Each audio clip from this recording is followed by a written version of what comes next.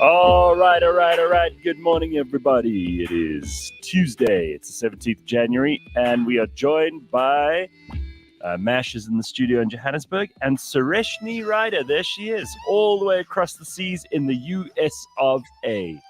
You moved there. When did you guys move? We immigrated end of November, 27th. We landed here in Arizona. Right. Yeah. You're only just really starting to settle in now. You've been like a month and a little bit. Yeah. I'm fresh off the boat. Apparently, I'm called a fob. All right, but you're in Arizona, so at least they know you're not like just an illegal border crossing from Mexico or anything. No. I've got my papers. I'm good. And we are in Tucson, Arizona. So there's obviously Phoenix, the biggest city. So we are in Tucson, which is pretty cool. 2 hours from Phoenix. Right, and you spell it Tucson. Yeah, it's like Tucson. Oh, like the car. Yes. Confusing. Yes. Well, I think the car Mash is named after the place, not the other way around. Yeah. Oh, yes. That makes sense. I must tell you, Mash, like in the year, we only found out, I think around April or May, that Lee was going to be transferred. And the only vehicles I saw every day around me was like a silly sign, was a Hyundai Tucson. And I was like, is this a sign? Is this happening? Is it going to happen? And then, it did. And it happened very quick. Like, so I mean, if you look for those signs, you always find them. Oh, yeah, 100%. That's true. Yeah, it's always been there. They just didn't. Nobody just decided to start buying that car because you guys are moving. It's always been there, but you start noticing it more when you have some connection to it, or you want to buy it. I mean, they call it your reticular activation system, and what happens is, and this Dr. Hanan can tell us more about this. He's a psychologist. He'll say, "Oh no, well, when you're aware of something, and when you make yourself aware of it, then it becomes." Like the only thing you see. So if you say to yourself in the morning, I'm going to look for red cars, then guess what? You're only going to see red cars. That's is true. Yeah.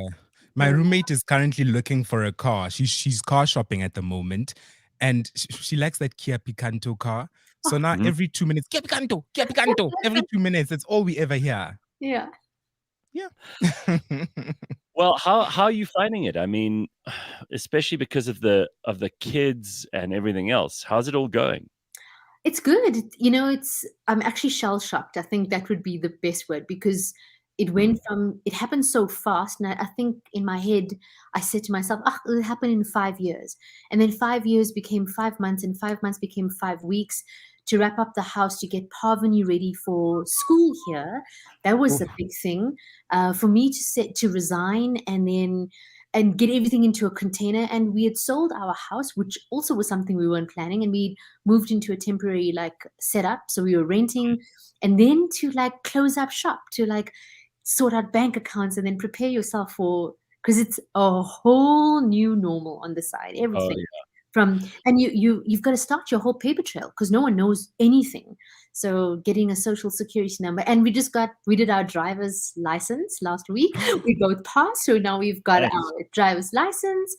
So even now I drive on the right hand side of the road, the left hand side. How has that shift been? Oh no, it was scary. Let me just tell you how scared I was.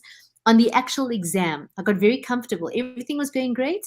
In the actual exam, the guy was like, okay, now, ma'am, turn, let's get out of here on this road, get onto the street. Do I not turn left? And he goes, I know you're from Africa, so this is okay. Don't stress, but get yourself on the right. I'm like, I'm going to fail. He's like, no, don't worry. You're good. I can see that you're a good driver. So imagine I've been practicing for a week. We just got a brand new car the day before, and you've got to throw yourself into the chaos. And I think that's what it is. I didn't prepare. I'm an over prepared person always. I think I overthink things. This time round, Lee got us into a plane. We landed here. We got into the home, and it's like, just do it. Sureshnie, go ahead, Mash. There's no Jojo. No Jojo. As in there's the Jojo thing. No, there's no Jojo. There's no you don't fee bribe anybody. To pass. Yeah, there's no bribery that side. Oh, no, babes. No. Oh, no. Everything by the book. Even the exam, by the book. For me and Mash, if we went for a driver's test anywhere in the world, we'd have like a couple of $100 in the wallet just in case, Yeah, right, Mash? you Yeah. have to have a little stack of cash, hey? A little bit, just in Listen, case. I was offering the guy, I was going to say, listen, I'll cook you a nice curry. If I do well, I will cook you That'll an work. authentic South. And he was like, now we're talking business. Why didn't you bring this? But I was good. I was like, Pass. my Indian Well, tendencies came out. Okay. I was a proud South African there. you know, I mean, our Greg, who worked for us for a very long time, right from the beginning of cliffcentral.com, he moved to Israel just, like 3 months ago. And Wow. also, the kind of adjustments you have to make once you jump in, you have no option. You just have to get on with it and do it. And you're a bit of an over planner, right? Yeah. You like to have everything organized well in advance. And when you don't have time to do all of that stuff, you still get it done. Yeah. You You do. know, And you it, still, it falls into place. It really does. yeah. It just shows you how actually, all the planning in the world kind of falls by the wayside if you don't have the time to do it. And you just end up kind of getting your act together anyway. It's quite impressive what people can do in a pinch. So Yeah. Mm. you moved in November, which is a hell of a thing to do. And they say it's one of the toughest things, especially sort of when you're not in your 20s and on your own and you have to move a family Yeah. and you kind of have to sort out what you're going to do. I mean, for Lee, it was easy because he was moving across and he had a job organized and everything. Yeah. But for you, are you still finding your feet with a lot of things? Yeah, well, yes and no. I think what forced the situation a lot was the fact that Parvani had to get into school. And I think Mm, my focus then became, okay, how do I get this child from a grade 6 in South Africa into a grade 7 here? And then getting her paperwork together, just getting her into the system. I think the focus became that. Luckily for me, I've transferred with Prime Media. So I still have my freelance position as a brand okay. creative strategist. So I get to work remotely. But All right. like you said, I'm a 45-year-old now, Mm, So the game has completely changed because here the big thing is like who you people have been working their whole life building towards this big career. I was in mhm. the middle of a great career that was just doing so, suddenly finding my feet, finding the zing in my life, and then Right. boom, all this change happened. So yeah, I keep saying to myself, it isn't like I'm starting from scratch. I would like to think I'm starting from great experience, but I do have to start and tell people all over again like who I am. And we take little things like that for granted because I could tell them all of this amazing stuff I did for Yeah. 26 years in radio means nothing. It's just a Yeah. robot looking through your resume and going, nope, nope. So yeah, and yeah, so it is a little bit crazy. So, but it's a good kind of thing because I think someone like me needs to be challenged like that to find that energy again and that Well, freelance hustling ability is there. That well, freelance hustle. also, I mean, I've got to say it's really cool to see how much people can handle. And these days I don't think a lot of people have you know they don't have the kind of challenges that our ancestors had where they had to like scrounge for food and hunt and kind of make a fire every day and night, and that was what you cooked on. It's what kept you warm. There's Yeah. no such thing as running water. And I mean, I'm not talking that many generations ago. I'm talking like Mm. 3 or 4 generations ago. This stuff was difficult. Yeah. And it shows you what you're capable of. I mean, here you are starting a new life, um, uprooting your whole family, moving over there, totally different environment. Americans, while we think we know them, like there are different kinds of Americans. And Yeah. Arizonan Yes. is not the same as a New Yorker or a Angelino or, someone who's from Miami or Boston or whatever. They're all very, very different people. Yeah. And I have such respect for people who can start again, because that's really what you're doing. You're starting again. You have to leave behind a whole lot of the crap that you've gathered in your life that you thought was you, Yeah. material stuff. You have to say goodbye. And I know it's been very hard for you because your dad also died last year, and that was tough as hell. And moving after that couldn't have been easy too, because you almost feel like you're abandoning the family, you know? Yeah. And obviously from like a Hindu perspective, there's so many traditions and prayers that revolve around a death. Uh, like my dad was obviously based in Durban, I was in Joburg. Mhm. That already was the first shift of like, how quickly can I get to Durban to make sure the funeral happens within, like some people would need to be buried within 24 hours. We're just lucky, we got his funeral for like in 3 days, but we wanted to give him the best. Mm. Then you come back to Joburg. and then you get into work because you don't get given all this extra leave to mourn and grieve. And in the back of your mind, all you're thinking about, I need to be at work because I need to show up and I need to do this. And then you try to figure out, how do you cry? How do you grieve? And then this amazing change happens. We get the visa, and the next thing we're on this plane. And I actually thought it'll be like the end of December, but it really works so well because Lee was petitioned to get on the other side. So the wheels just moved faster. And I kept saying to myself, when I'm on the plane, I'll figure it out. And when I'm ready to grieve, it'll happen here. And yeah, that's just been just quite an experience, going through all of his prayers, going through all of his rituals, having to do it by myself, having to do it virtually. It's very different to what I expected, but it is what it is, right? And this is the life, and this is how it's happened, and I'm just gonna just sail through it. Yeah. Well, good for you, and really, it's quite something. I mean, people, you only realize what you're capable of when you jump in and do it. Yeah, and for the longest time, Gareth, I've been so lucky because I think I've lived a very protected and sheltered life, and I'm okay with saying that because my entire life, I mean, you only left home when I was 26. My parents, you got to get married. And then like a year later, I met Lee. And then he's the stability in our lives. And I would not have come here. If I always think about the situation, I would never on my own have volunteered while living in South Africa and saying to him, I want to live in America. I've never had a feeling of doing it. I'm not as adventurous and brave. And because of him, I think I'm able to do all of this, to be really honest. Well, like the strength has come, from him. Another thing that deserves saying is that, like, you guys didn't leave because you like hate South Africa and you wanted to get the hell away or any of that stuff. Yeah. You've been very open and honest about the fact that this is an opportunity for you guys, and you wanted to grab it with both hands. Let the family experience something new and something sort of different. Yeah. And I always think, if you move for good reasons, like you're not running away from something or because you hate something, you're going towards something that you love, you're doing something new, there's an opportunity that's opened up, that changes everything. Absolutely. I think your mindset and how you then approach things is completely different. We never came here with this thing about, it's behind us.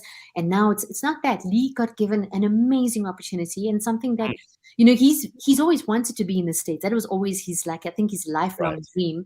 And he always said, I'd like Parvani to have this experience because he's lived here, well before I met him. He's lived and traveled the world. He's like, Sush, there's nothing like living on the other side. Me, I'm like, I'm a Durban girl. Hey, the most I will go back to Durbs if I have to. I mean, and then it's white people, friend. It's Columbus. It's him. It's the G. Yeah. Yeah, and the opportunity was phenomenal. And thanks, Carl. The opportunity was phenomenal for him to get offered this position, and it's a great transfer. It was silly for him to say no. And he said to me, do you think? And I was like, I'm in, whatever it is. And everything was flying really well for me at Prime Media, and suddenly things were falling into place. And I said to him, no, let's go. I want to, wherever you are, I want to be with. And I think it's great for Pavs, for her to have such a great opportunity, and now going to an American school. And it's also scary for a kid. Scary for her. You think if you'd said no, he would have divorced you and gone anyway? No, he would have taken that passport with Parvani and said, cheers, drop me off the airport, I'm going. I know. No.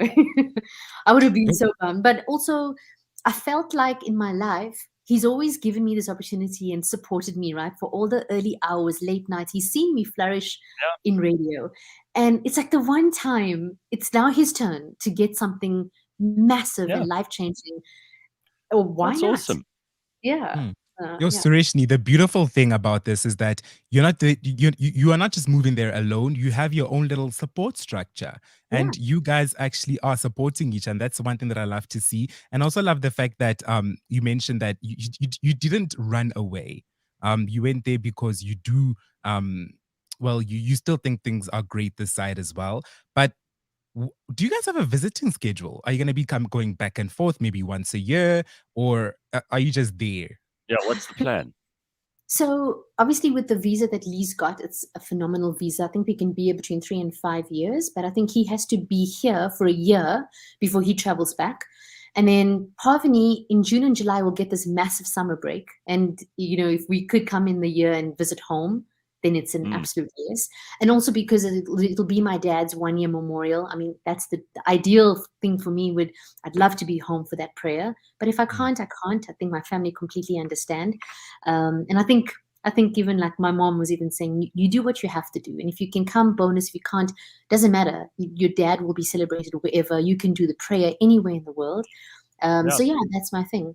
I think maybe a year might feel too soon. There's so much for me to do here and unpack, and depending if I find work on this side too, so that might also play I believe leave is very limited. I have heard this. Friends of ours, Kula, you might remember her, Gareth. She used to be with us at 5.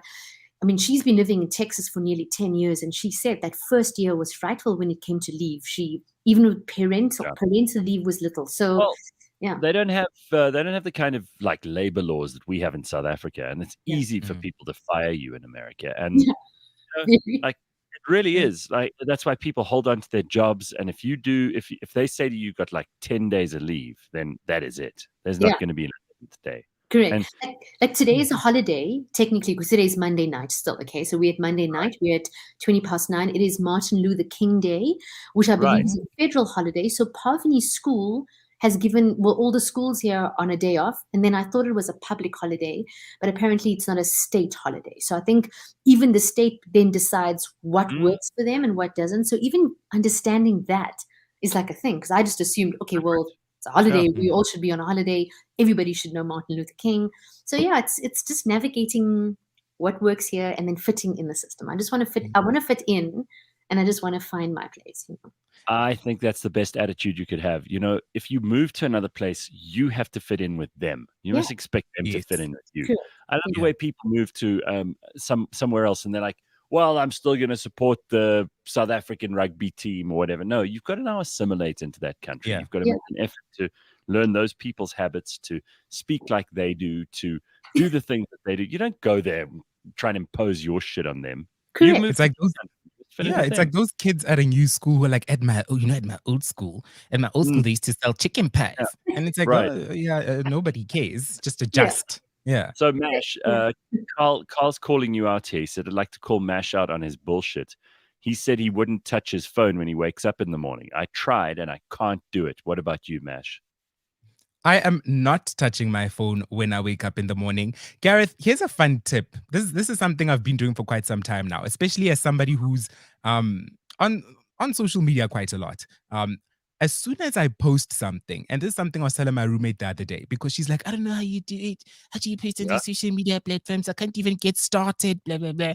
I'm like, listen, the moment you start posting, you stop watching, because you now have that added pressure. For you, it's no longer fun and games. It's now, listen, I got to post. It's another week. So as soon as I post something, I just log out. Really? I log out. I go on TikTok, post something, log out. No. It's as simple as that. Yeah. Oh no, I wait for comments, hey? Yeah, I'm like, I'm sort of like you, Mash. I don't care what happens after I've posted. I'm posting mostly for me, but then, if people like it, great. But I'm not looking for the likes and comments. But that is the exception. Sureshnie's right. Most people go on there and they're like, okay, I've just posted. Let's see what people think. Let's see what they say. That's normal. That's actually the normal way to respond. Yeah. But you will never find peace. You will never ever find peace. Even yesterday, we launched a new mini series here in the office called Cliff Central House. #Cliff Central House. It's a fun little mini series that we'll be sharing one episode every Monday, and basically just following what's going on in the office. Just catching up on people's business, because you're all up in everybody's business up in here. It's is that the office? Like the show with Ricky Gervais? Oh yeah, then I'm in. It's kind of like that. It's like our own reality show in the office. They kind of, it starts with, the first episode is Ryan, right? Yes, the first episode is Ryan. You'll see Ryan's little thumbnail there on our feed on Instagram as well.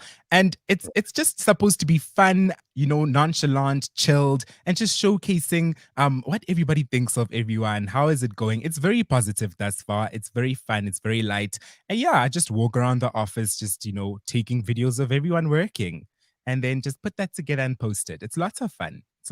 So go check that out. Cliff Central House. Oh, I like it already. I'm in.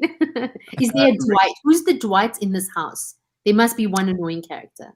You know, there is a character from The Office. Everyone is this little character. Like Dory's like Phyllis. And then I'm Kelly Kapoor, only because you are Kelly Kapoor, Kelly Kapoor. the tell business you, bitch. something a bit embarrassing? Yes. I've never watched The Office. The See, American Gareth, version or the British version? Because there's Either, Steve Carell and then there's the oh never no, you watched that. gotta watch the Ricky Gervais one. Oh, it is excellent. It is I excellent. watched them both. Yeah, and they both have favorite things. Like the Yes. American version has Kelly Kapoor, but it has Dwight, who is Mm. so obnoxiously annoying. And then Ricky Gervais from the British one, oh, he used to make me so mad. But he's so good. He is excellent. So please, you have Right. if there's any series you need to watch, you need to watch the Ricky Gervais version, and then you got to watch the Steve Carell. They're both Yes. excellent. Yeah. Well, Yeah. no, I hear good things. It's weird. I've just sidestepped certain things that are like obvious cultural things that everybody else has done. Like I still haven't watched Breaking Bad, and it's how many years ago. There's certain things they've missed me completely. So and the other thing I've got to get back into this week is White Lotus too, because I did 2 episodes of that, but I've kind of fallen off the wagon. So I have to Is get it good? back. I heard it's. I mean, well, I look, don't. Jennifer Coolidge is like wiping up every red Yeah. carpet and winning. So I want to watch that. That show is bomb. I finished it Is this it? past weekend. It is amazing. I'm not going to say anything more because it's still too early for spoilers. Yeah, Right. you see, my problem is that I'm obsessed with Korean dramas. So my entire Netflix is dedicated for years. It's just Korean. It's all I watch. That would have been my bucket list place to visit, but Like Korean. subtitles? Is that how you watch it? Fully. Not Like, dubbed? no, it's the original, but it's subtitle. Like I'm so deep in this thing. It's not even What a funny. thing! How did you get into that? COVID. Yeah. It was COVID. It was something. I saw somebody saying you got to watch the show called Crash Land. If you love BTS, I'm a huge fan of K-pop, and that's where it started. And it was about learning Hana, Dul, Set means 1, 2, 3, learning the words. And I was like, oh, Yeah. I wonder I can get more. And then one person showed me one series. I think I may have watched at least 100, maybe 200 by now. I'm fully invested. 100 what? Series. I've watched 100 different of those. I've watched every There's that single. many? I think That's I finished Netflix, right? I think I finished it. I finished I it. mean, you've basically like talk about weird things. I mean, you moved to Tucson, Arizona, and then you're watching Korean dramas in Korean, learning a bit along the way, and seeing like the subtitles the whole time. It's exhausting. This is why did you just why didn't you just find something in English, Sureshnie? What the hell's Well, wrong? look, I started off with Indian movies, right? So all the Bollywood and Tamil movies are done the same. That's where it's But at. you saw Yeah. Om Shanti Om. Shout out. Oh, and then it's like, oh no, it's that. So Lee and Calvin, I've been banned. I had to start a brand new Netflix profile because apparently I ruined their algorithms because now all they're getting is either things about mukbang, which I love. You know about mukbang, right? It's other obsession that I have. It's watching people eat, and it's that. Oh, yes. ASMR. I love it. We do that in the office as well. Yeah. We love mukbang. Please do that. Please do that. Oh my gosh, it's the best thing ever. And then now it makes me happy. It really does. And Weird. the beautiful thing about these things, it's just like a Bollywood movie, right? You're getting drama, action, love, death. And a bit of fantasy. Oh, fantasy. Oh, it's phenomenal. Fantasy, and they celebrate that and music. Oh, it's beautiful. Just out of interest, I mean, you mentioned this Netflix profile that you had to start up. Don't you Mash has a friend whose boyfriend is paying for her Netflix, but then what she does is she shares it with other men. So this guy is paying for other guys who he doesn't even know. He's paying for their Netflix. He doesn't even know. So I'm friends with the couple, both of them. And this guy comes up to me. So this girl, I know her shenanigans. I know what she's been up to. She out here. And now the boyfriend comes up to me and starts telling me, yo, my Netflix recommendations and all have been super weird. But the thing is, we live together. So I've never seen her watch these. She doesn't watch these shows. But we're getting all these strange recommendations. Well, I'm getting all these strange recommendations. And I'm like, child. So I know her business. I know that, look, she has 2 guys on the side. And she gave them both Netflix access. She gave them both Netflix access.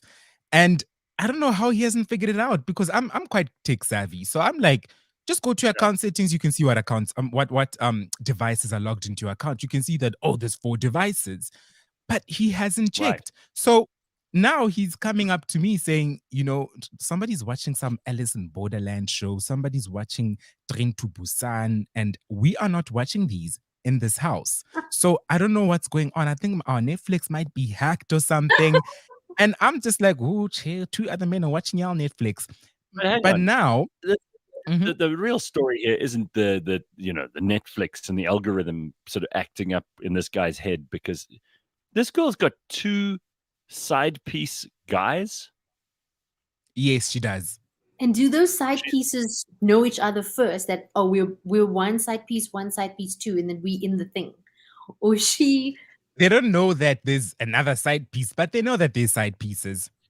They know there's side They pieces. know So they're a streetwise but team right now. That's what they are. Yeah. Hence, they didn't make their own profiles on that Netflix account because they know they have to keep it down low. They have to watch on the low in other people's profiles on that profile.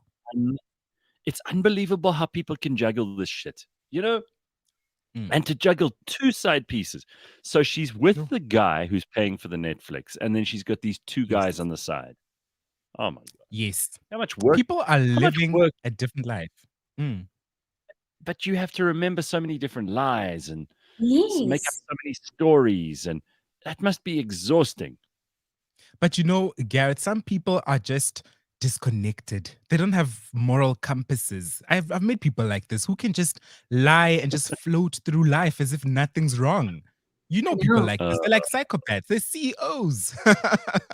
Like, I was listening to this podcast with Conan O'Brien. Love him. Yeah.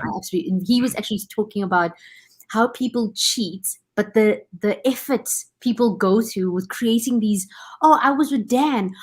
Dan, how you doing? Oh, yes, yeah, cool. And they create this whole scenario, and they convince themselves they're meeting Dan, and Dan's taking for the drinks, and the story just gets amazing and large. And how do you do that and keep this up and make sure that you don't get the story wrong? Like, are you that involved in this cheating? It's So, I mean, who hasn't lied in their life, right? But about small things. Maybe you're not a full-time liar. So you're not like going through your day lying as much as you can. And we all know how exhausting even that is. Like, let's say you say to someone, "Oh, no, I can't make your birthday lunch or whatever. I've got meetings." And then you go to lunch with the person that you actually want to have lunch with, and the birthday lunch is right next door or whatever. So you get caught out, or, it's happened to all of us. Or, you say to somebody, I'll do this for you by Friday. And then, sort of Friday rolls around and you're like, they don't matter to me that much. I'm going to and you say to them, "Oh no, there was a huge amount of trouble. I had to sort out some family drama, but there's no drama." And then, 2 weeks later, they say to you, "Oh, have you sorted out that family drama?" And you're like, "What family drama?" Because you can't remember. You can't keep track of your own lies. So I just find that stuff, it's too difficult. People go, yeah. "I know, you just speak your mind. You say what you think. You being honest like that, isn't that difficult? Because you get into trouble for saying what you really think." I'm like, no, it's easier. If I had to lie, it would be tiring and exhausting, and I wouldn't remember all of it. So I'd be caught out, and then I'd feel really embarrassed, because there's nothing worse than being caught out like that. Jeez, I feel guilty because if I use an excuse like, "Oh, my tummy was sore," or my child had a runny tummy, or my child was sick, and then I'm always worried that it will happen. Yes. So I think it's happened. I think I may have asked like not to go to a school thing. I'm like, "Oh, we weren't feeling well." And boom, the next day we got sick. And then from then onwards, I was like, you know what?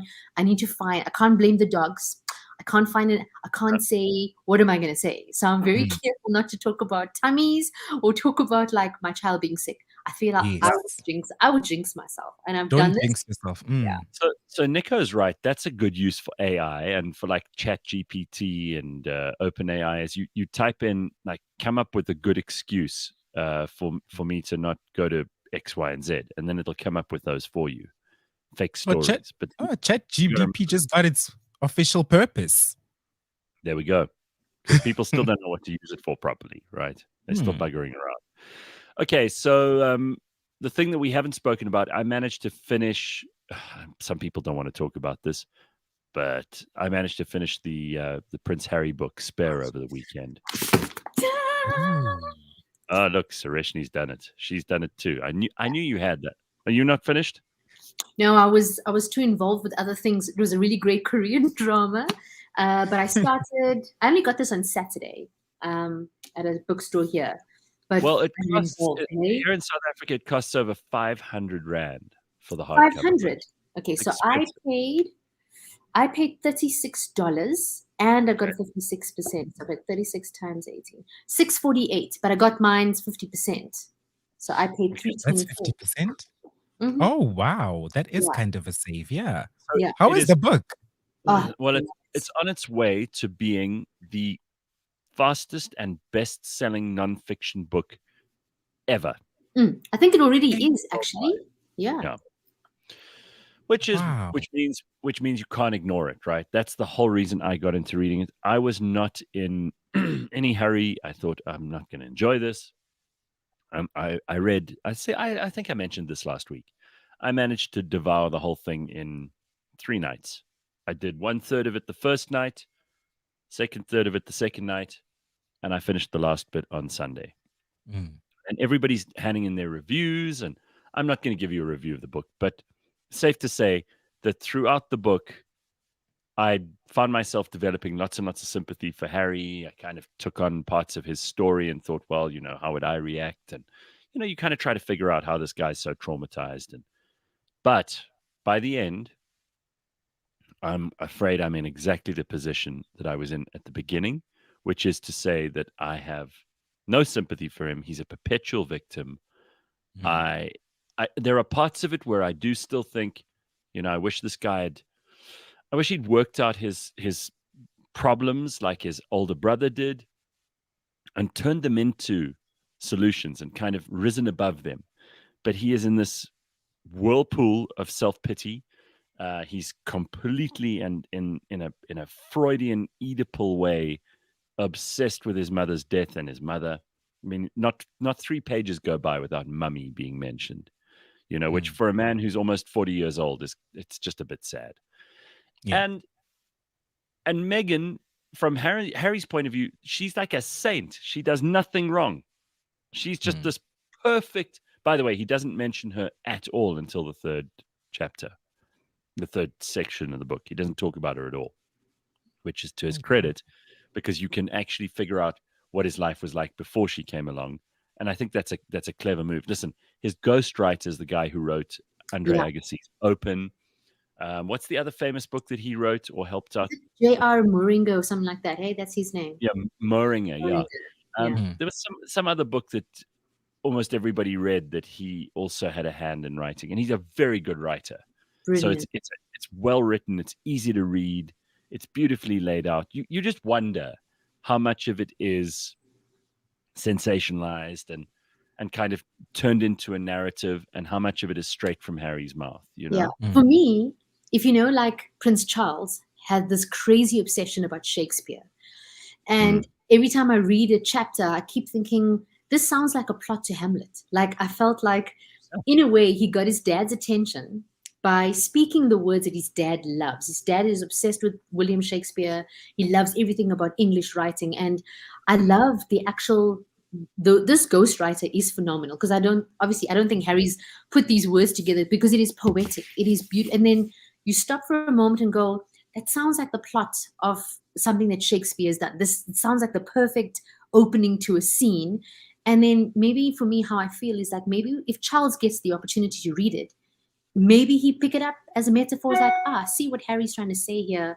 And that's what I thought was very intriguing. So I find myself going back to like remembering what happened in The Crown, understanding, my obsession with the royal family and history, and knowing how Charles even fought for Shakespeare to be taught properly in schools.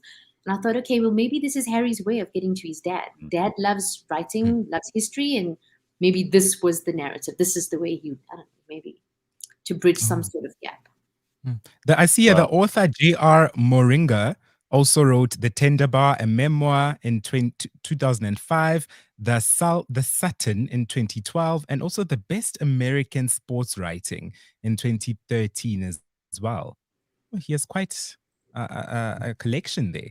Do you think he got paid well? Because now I kept researching this man. It's like, how much? Or the ghostwriter? The ghostwriter.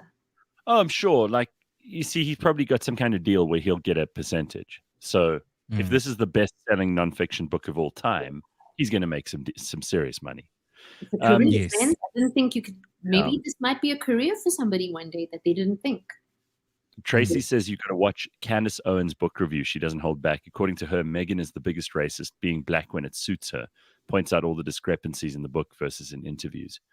Yeah, I also saw, somebody told me you've got to see Jeremy Clarkson's really pathetic apology, because he had a serious go at Meghan. A lot of people think he crossed the line.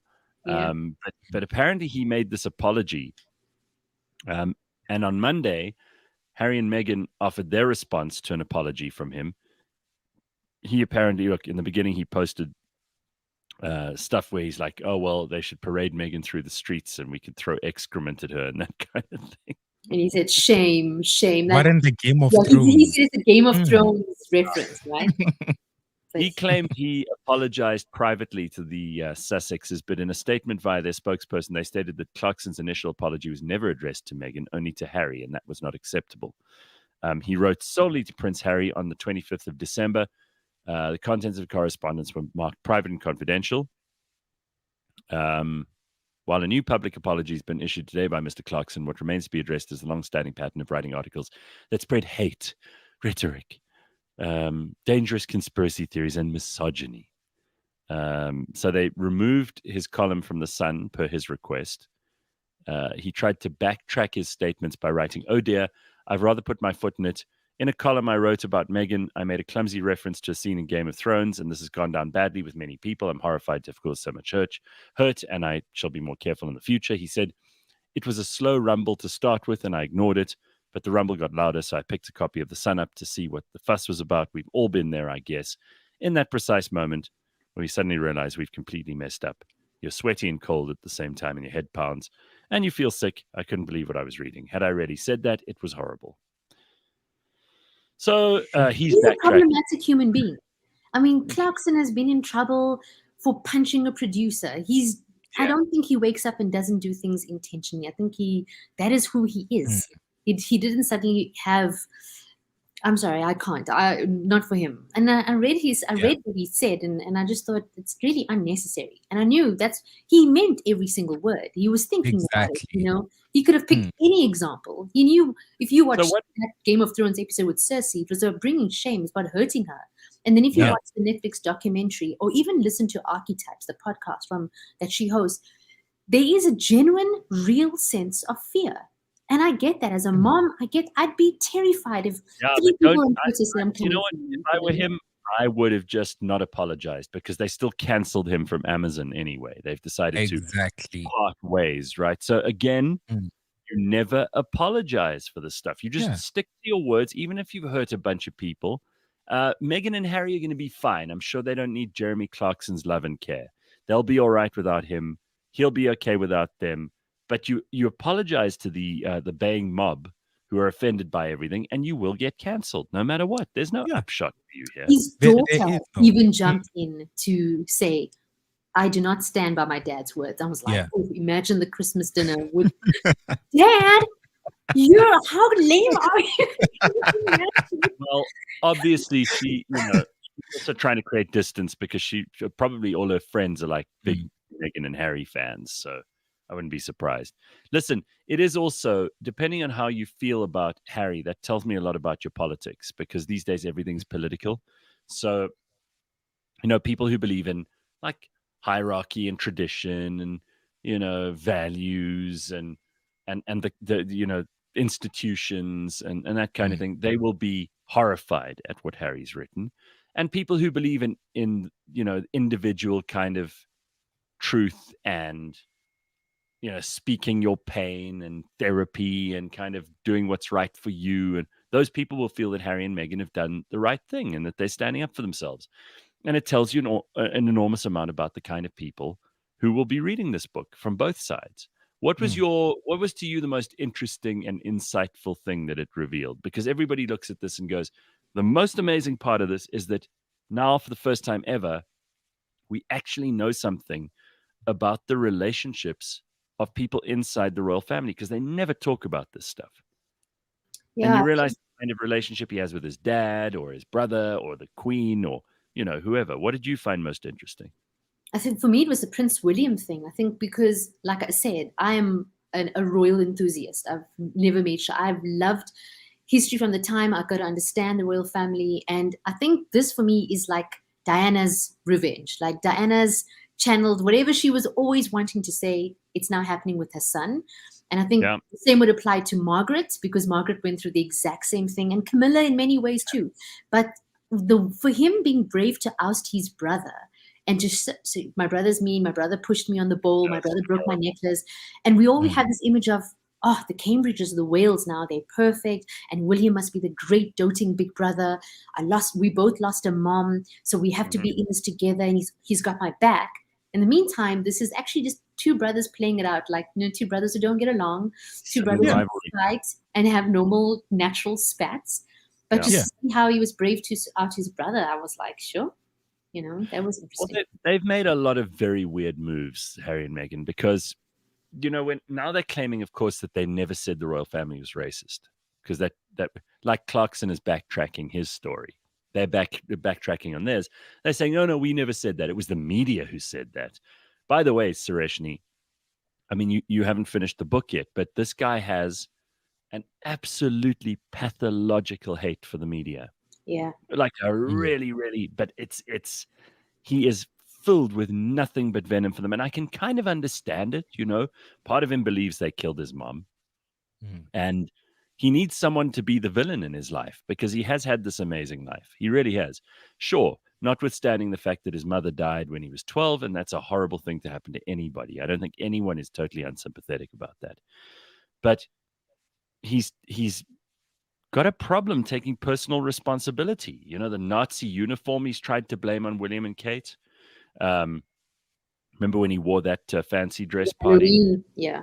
When he got naked and drunk in Las Vegas, that was because of his friends or these girls that they invited to the party. It's never his fault.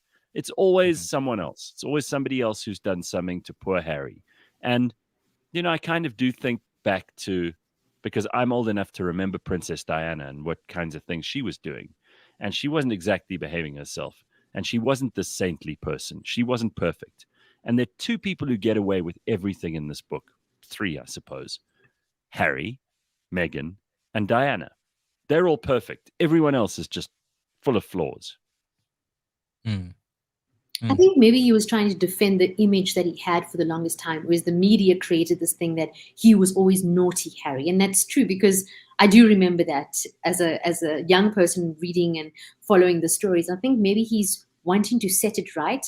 I think also to reinvest the fact that Charles is cold, and Charles went ahead and married Camilla when they specifically asked him not to.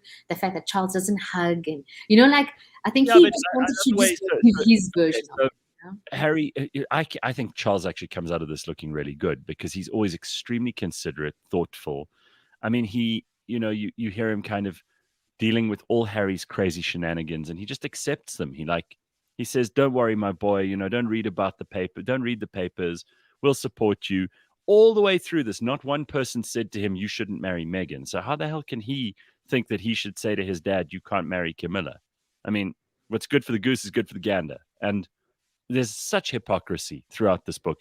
Yonda says, just giving me some criticism, I think it's hypocritical of you on Harry and Meghan. You're in favor of people speaking out, but when these two do, you feel disdain towards them. These are humans. Harry was damaged early. Well, yes, I'm in favor of people speaking out, but I think when your purpose is just to tear down things and destroy things around you because you're hurt, I don't think that's a very positive way to behave. And really, he's cashing in on all the things he has left, because after this, what is he? He's not a tremendously talented human being. He's not that bright. He doesn't have a career opportunity waiting around the corner for him. Nobody's lining up to have Prince Harry run their company. He's not going to be able to do anything like that. He's never had a Yeah. job in his life apart from the military, which I have to say, I have a lot of respect for what he did there. That's one thing I can absolutely say I always respect in people. If you are going to go into service and you're going to fight for your country, I have automatic respect for you. But he trashes the military even. He's like, oh, no, well, it's this kind of leftover of Imperial Britain. And what are we doing in Iraq and Afghanistan fighting against these other people? He tears down the very institutions that he comes from. Now, if you're going to trade on being the Duke and Duchess of Sussex and you're going to call yourselves Prince and Princess Harry and Meghan, then you cannot rip the monarchy to shreds and do as much damage as he's doing and try to do as much damage as he's doing. Ironically, I think this is actually going to work out well for the monarchy. I think that Prince William and Prince Charles come out of this looking really good, really dignified. They're maintaining a silence. They're not like arguing back. But Harry and Meghan just look like English and American versions of the Kardashians in California. They look like it's a cheap, ugly reality show. And the kinds of stuff that he's sharing in there it's so pathetic. I mean, like they're arguing about the bridesmaids' dresses, and these are things that ordinary people argue about. Yeah, This is not it's like true. However, the suffering. argument, the reason why it was so big, right? In every marriage or in every wedding, it's a huge thing for the bride to have everything perfect.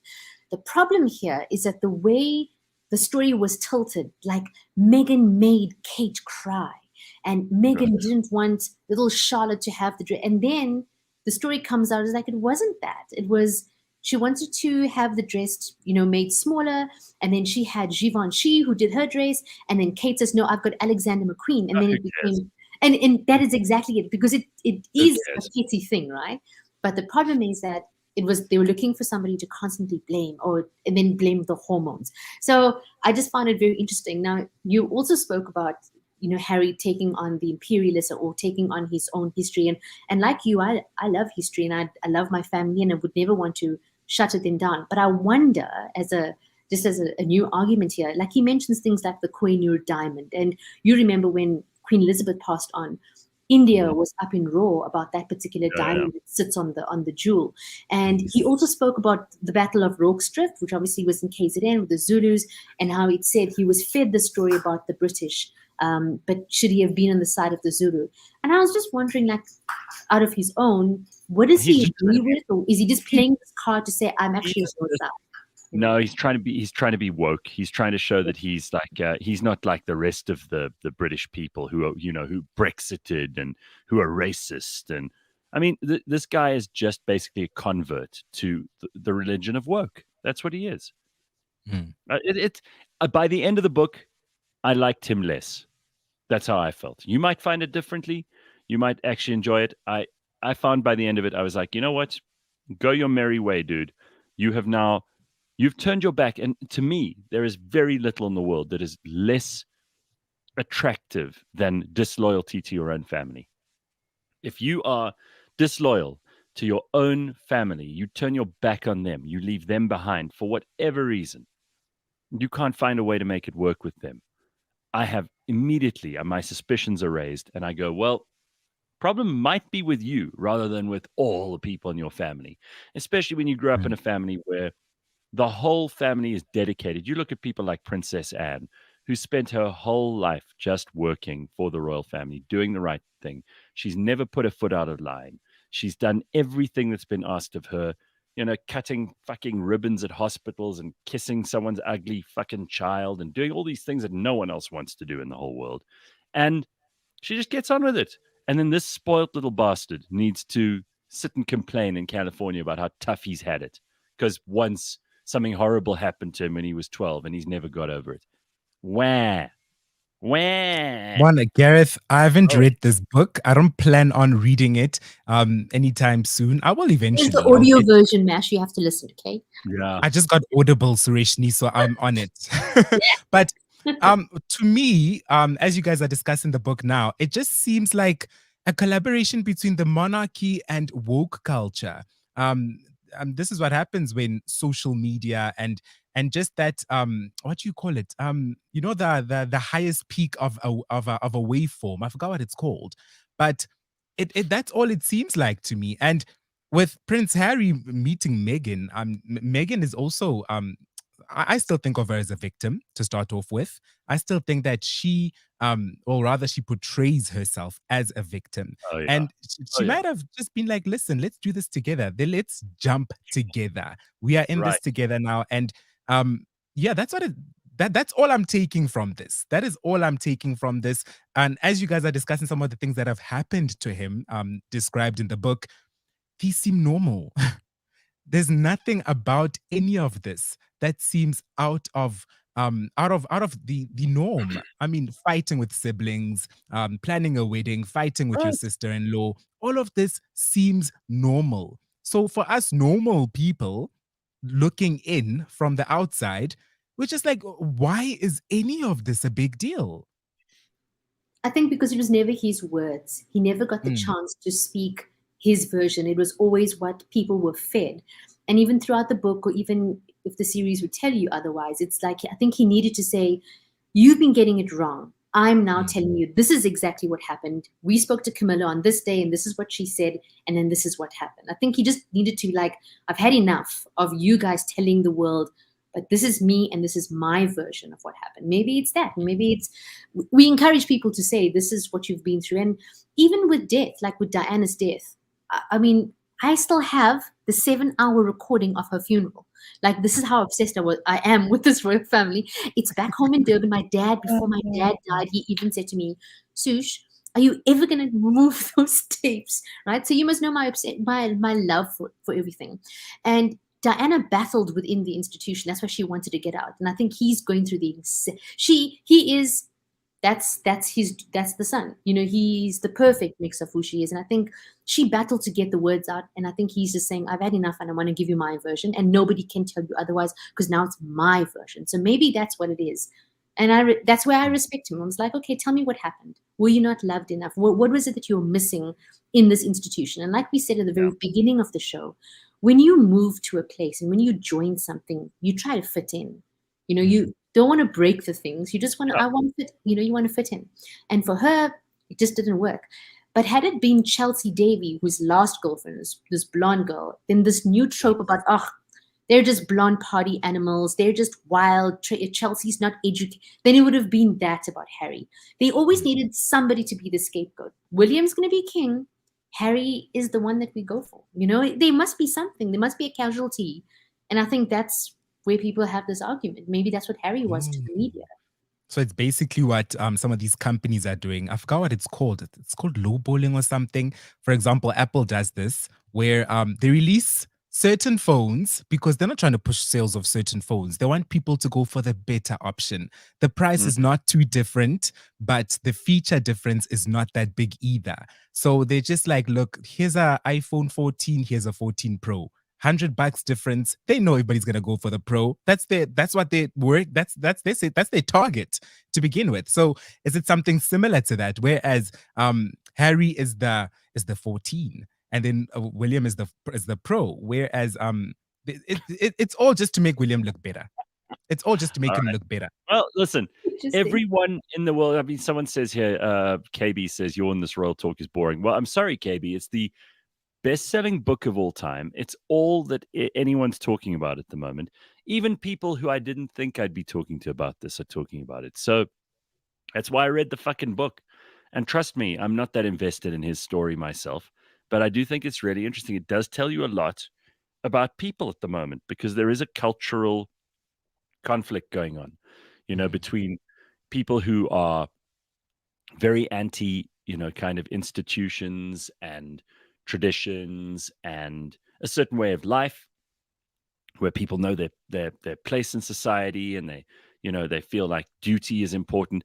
And you get people who are just completely on the other side of this. They're like, no, my whole purpose in living is to be happy and to make myself happy, and I'm going to speak my truth, and it's about me being an individual who's able to navigate the world. And who's to say who's correct here? But I don't like Harry, and I don't like Meghan, and I don't like the way that this whole thing has turned out. I think they're extremely selfish. self-absorbed, woke, and kind of annoying because they've got this chip on their shoulder where there isn't a person in the world who would think twice about living the kind of life that they lived if you were given half a chance. If I said to Sureshnie and I said to Mash and I said to pretty much anyone else in the comment section, you can move to a beautiful house in Montecito, California, be friends with all the celebrities you've ever wanted to know, have people call you your Royal Highness and bow and scrape before you, and never have to worry about a damn thing from morning till night except your own feelings. Don't tell me you wouldn't grab that with both hands, because that's what they've got. And they can go for all the therapy they want, and they can sort out all their issues over there. In Harry's case, his mom and the press. In Meghan's case, her whole family that she's turned her back on. And believe me, that book's going to be a revelation when it comes out too. Won't sell as many copies because no one cares that much about Meghan's family or about Meghan. They care more about Harry. That's the reality of it. And she knew that when she married him. But I'm waiting for that book because that's going to be really interesting. What kind of pathological person completely turns their entire life on a dime because they see a prince coming along and they dump everyone, including her former husband that no one talks about, including the dad who raised her single-handedly. Now suddenly her mother's the hero and the only one she talks about. Her brother and sister who she never talks about anymore. It's like she's tried to whitewash her past. It's like she's tried to, create her own narrative, which is another thing people do these days. And it's just, it strikes me as all very fake. Gareth, that's a bit of a tough one, but it seems like we're out of time either way. I was going to get into this. We'll get into it. Anyway, I mean, listen, I've saved. There we go. Sean says, "Thanks, Gareth, and all for saving me $600." Well, there we go. You see, if nothing else, now you know. All right, There we go. Now at least you know that stuff. So we've got lots to still get to in the next hour, including a whole lot of news, which we will talk about in just a moment. Sureshnie is with us. She's live from Tucson, Arizona. Mash in the studio in Johannesburg, and you joining us from wherever you are this morning, live on the show or on podcast. Remember to like and subscribe if you are watching live this morning, and leave us a review if you are listening on a podcast later, because we need all of those. 5 stars only. Otherwise, rather pass it on to someone else. WhatsApp the link to somebody else and you shut up. We're not interested in anything less than a 5-star review. All right. Yeah. We will see you in just a moment. Don't go anywhere. cliffcentral.com. Tuesday morning.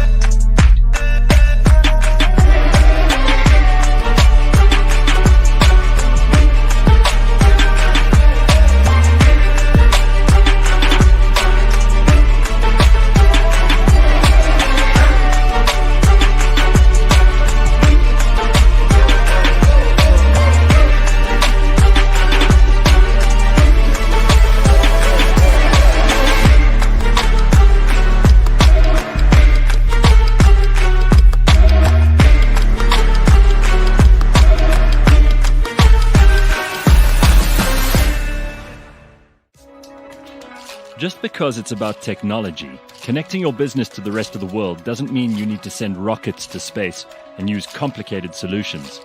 Want to simplicate things? Well, join Jaco Voigt, who is the CEO of Catalytic, on the Unbundled podcast. With skin in the game and a keen focus on educating and assisting you and your business, Jaco decodes all the aspects of connectivity, security, and cloud solutions. Unbundled is brought to you by Catalytic and is available on cliffcentral.com, Apple Podcasts, Google Podcasts, Spotify, or wherever you get your podcasts.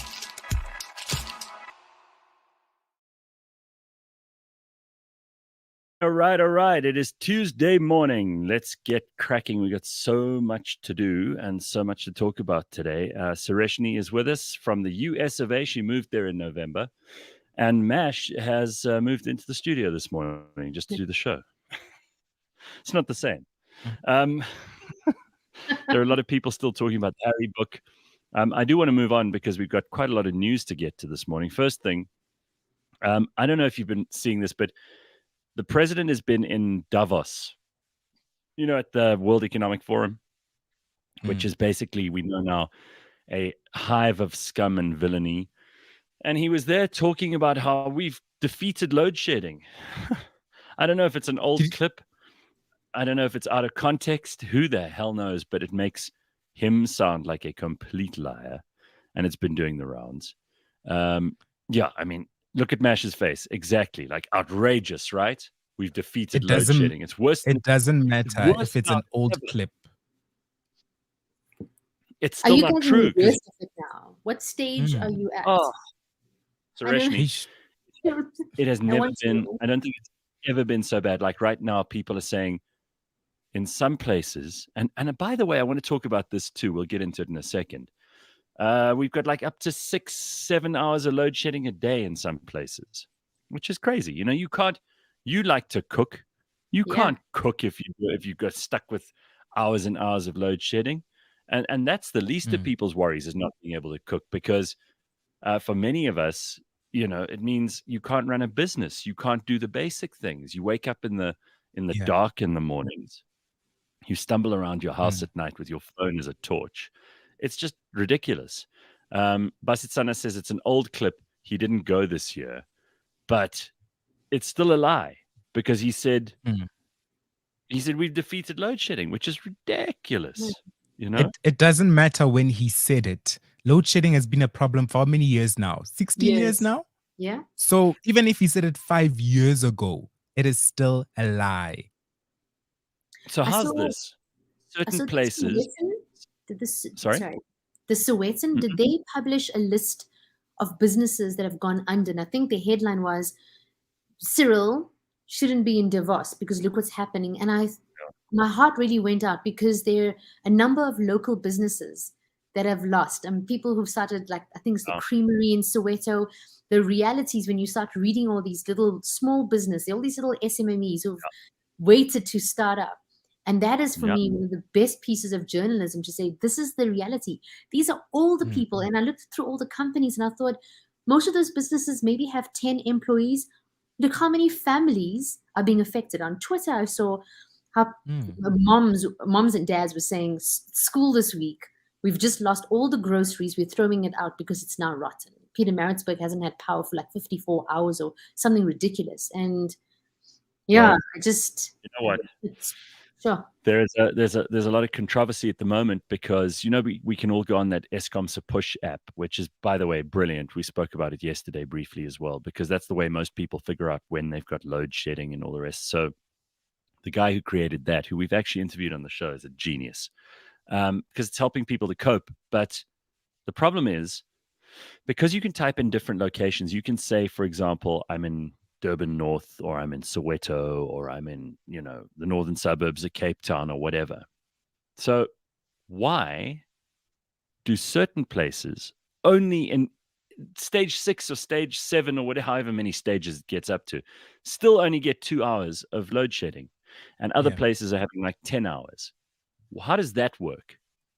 It seems to me like there's a priority list where certain places get preferential treatment. I'm not sure if it's And a coastal thing either, hey? Because I literally spoke to a cousin yesterday who's house sitting in Salt Rock, and she doesn't get load shedding. I was like, how are you not getting load shedding? Yeah. I remember my siblings and I would have a conversation of when to call, and they're like, oh, Durban's got it for this amount, and I'd be so jealous. I'm like, no, how come Joburg? I feel like Joburg is bearing the brunt. I Well, really they had to give. I think they decided after those riots in KZN and that they would give them a break, and the floods and everything else. So they decided that they'd give them only 2 hours of load shedding a day. So I know that there are parts of Durban North that only have 2 hours at most in a day. But there are places in South Africa that people listening to us right now who've got 10 hours off a day. Here, Sean says 8 hours a day. Andy says 10 Yeah. hours a day. Let me tell you something. Once people find out, and they can use this app to find out, so it's not like you can hide it, Eskom, you idiots. When they find out that there are different areas getting preferential treatment and other areas that are being, kind of scraped off and left to themselves, people get pissed off. And the minute they get pissed off enough, because there's nothing that upsets people more than unfair treatment. Like if everyone's treated equally, we can bear a lot. But if you find out like someone down the road never gets load shedding and you do, that'll make you cross. And I think a lot of people are getting super, super angry at the moment. Max Sony says, Yeah. my food is all going bad. Steve says it's time for a proper civilian rebellion. Ginger Winger says, but those small businesses are one step away from happiness. They already own nothing. That's according to the World Economic Forum. I'm in Pietermaritzburg, and it's 10 to 12 hours a day of no power. You see, that's crazy. Whew. So what did we even bother sending anyone? If Cyril didn't go to Davos, I hope we didn't bother sending anybody there, because what are they going to tell everyone? What are they going to say? Oh, we've completely fucked up running this country. We are among the most useless, broken down, skorokoro of a government ever. What are they going to tell people? Like the whole point of going to Davos, the whole point of going to Davos is to try and get international investment, try and convince other people in other parts of the world that we are running, tight ship and that we've got our shit together. And that's clearly not the message, because that's not true. So what are they even bothering with it for? Anybody know? Basetsana in the international comments says, stage, even you've got the whole world, and people are fully aware what's happening in South Africa because they've also got investments here. Are we going with the business world to saying, please help us, because that is not the platform to do that. There's where you put up your best performance and saying, this is who we are, invest, look at us, we're bright and we're shiny. You don't go in there and saying, please guys, I'm in trouble, help me. But I think it'll be very naive for anybody else not to point out and ask South Africa if they have a delegation, but this is what's going wrong. Can you account yourselves? There's no accountability. Like that's what none. gets me. There's no accountability. And I've been saying in the office as well, because people are saying, yesterday we're actually having a little hub discussion, and someone in the office said, no, we must just protest. We must just all protest and just go out on the streets and just strike. I'm like, what the hell is that going to do? Because remember that these things, these stations, it's poor servicing. It's poor servicing. What happens to your car if you don't service it for 5 years? Breaks down. They can't just fix it. It needs a whole new engine. And that's the stage we're at now. So no amount of protesting can fix anything. And I think we're in a dire situation now. I do think like the people who are protesting, they're just so fed up, Mash. They don't know what else to do. It's like people who burn tires in the street because service deliveries never happen in their neighborhood. I mean, it's just frustration. And I think going on a march is probably a better way of voicing your frustration than burning down a library or something. So I'm all for it. If people need to express themselves, and you know what, it would be great to see, millions of people on the street marching to the union buildings to tell this government that we are sick to death of their bullshit. But I'm not going to join that. And people must do whatever they want to do. I believe the right to protest, but I'm not one of those people who'll ever take part in a protest. It's just not a thing that's in my DNA. Sorry. Apparently, according to Simpiwe, our own Simpiwe, the residents of Boksburg were protesting yesterday, and it's just the beginning of an uproar. Yeah, people are pissed off, man.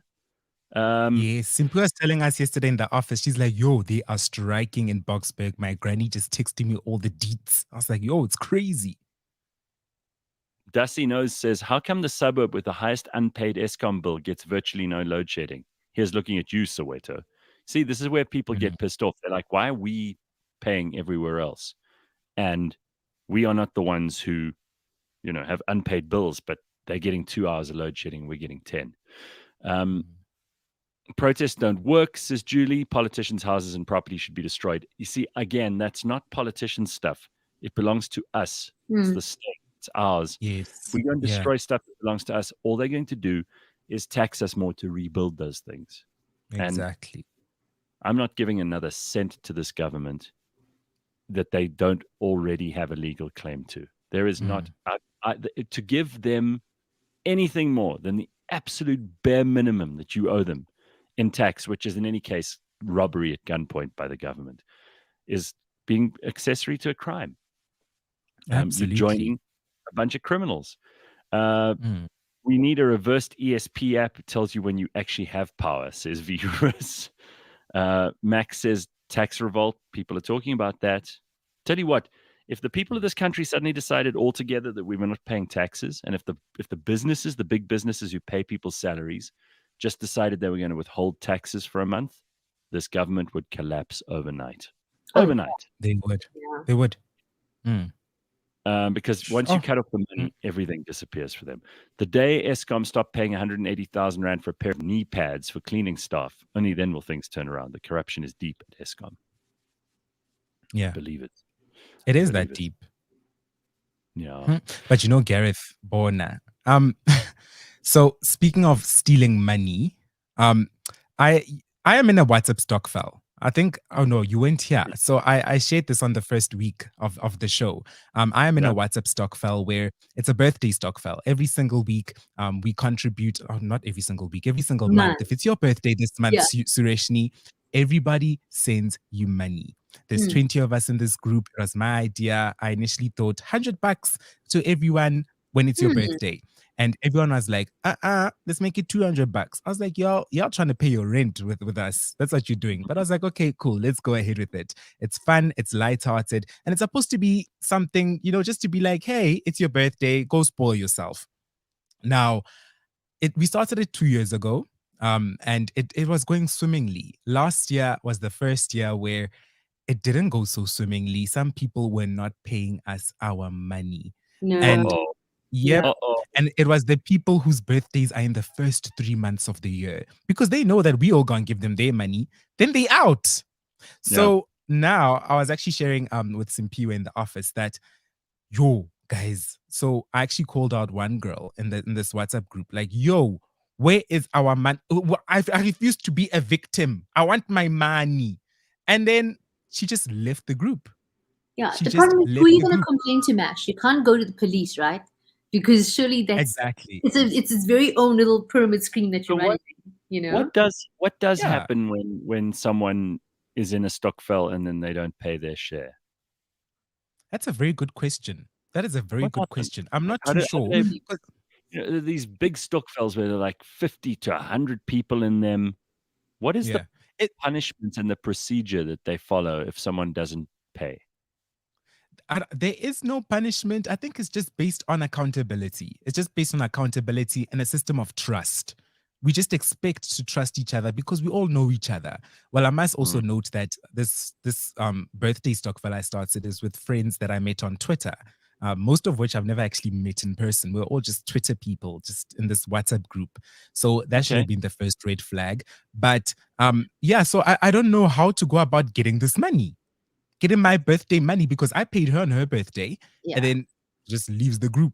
See, yours is not run by fear. My mom had a very similar one. Hers was called a lottery. Now, if you are in the group with your mom and your aunties, you are fearful. You don't want to disappoint your mother and not pay, because all of your aunties are going to know, oh, how come you didn't pay? Your daughter's not paying. And B, you don't want to not pay your mom. So I think maybe you need to add some family members and instill some fear.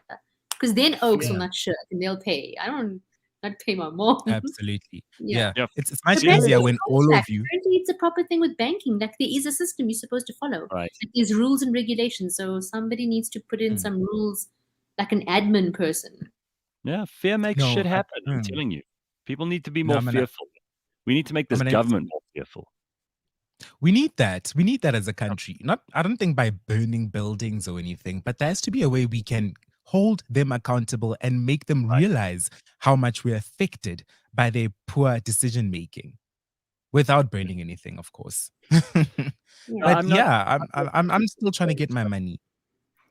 Mhm. Well, listen, good luck to you. And when you do get it, if you get it, please let us know. Can someone just explain to me what this meme is that's going around? Because we're talking about the news and there's so much. I mean, I said yesterday I don't want to talk too much about load shedding. Now it's, we've spoken about it for like 15 minutes. But again, just like with Prince Harry, you can't avoid certain things, even if you try. And it really is the thing that everyone's talking about. But this is another thing that people are talking about is this meme that's going around. Mash, you're always the king of memes. You know what's happening on the internet. What is the story with this this woman who's in the police? Do you know? Because I don't know what the story is with her, but like people are turning it into this meme of like, if she was the police officer who pitched up at your house if you had something going on, like she looks so sweet and nice that I don't think this girl could possibly help in a dangerous situation. But I might be wrong. I don't know why. It's just become a meme and everybody's talking about it. And I thought maybe you'd know. Do you know? I am not too sure where it originated, but I've also been using it quite a lot on Twitter. Most of these memes, there's just so many memes, Gareth. There's like 10 memes a day that I actually have an iCloud shared folder with friends of mine from Twitter where we just pump in memes. Whenever you discover a new meme, we just pump it in. If y'all want to be added to it, just hit me up. We have about 1,800 memes in there, dating all the way back to 2018. So we got a good collection, all the best ones. This police woman, I am not too sure, but the thing with memes is just most of them have no explanation. You just look at it, you're like, this is a meme. This is just a meme. Like her facial, I mean, just look at her. I like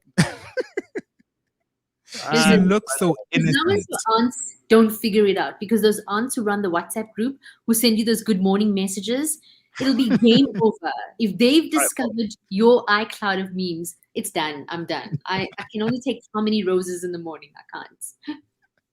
so I don't know what is going on here, but apparently here's the question on Reddit. I mean, I'm going to try and I've never used Reddit properly in my life.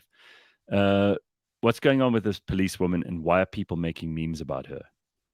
And I can't seem to get a good answer out of this, but people are saying like it's just because she looks so sweet and she's so she's so harmless looking, and they can't believe that she would be a policewoman. So I'm not sure. If somebody has a better explanation than that, then please let me Here, know Oh, what it is. your here it comments is. is hot right now. I got something Apparently, for you. It says, yeah. what? She slept Okay. with 5 different men in the department, including some members who were on duty. What is Yes. Oh It my says, god! yeah. a bad word? Yes. Sabrina's in on it. She says No. with the entire police department. Yeah. Patrol officer Megan Hall, who is married, was fired for engaging in sexual relationships with multiple men at the La Vergne Police Force in Tennessee.